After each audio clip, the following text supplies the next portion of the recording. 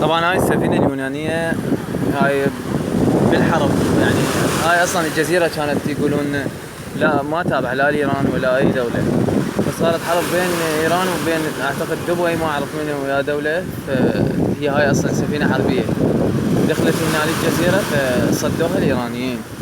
اشوفوها هاي صدوها الايرانيين حرقوها قبل آلاف السنين.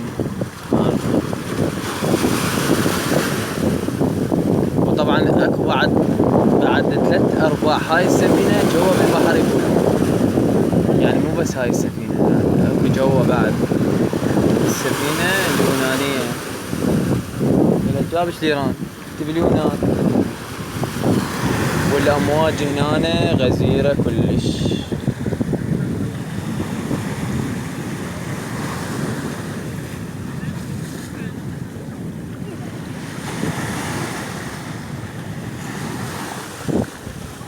الحين نقوم نروح نوقع طبعا.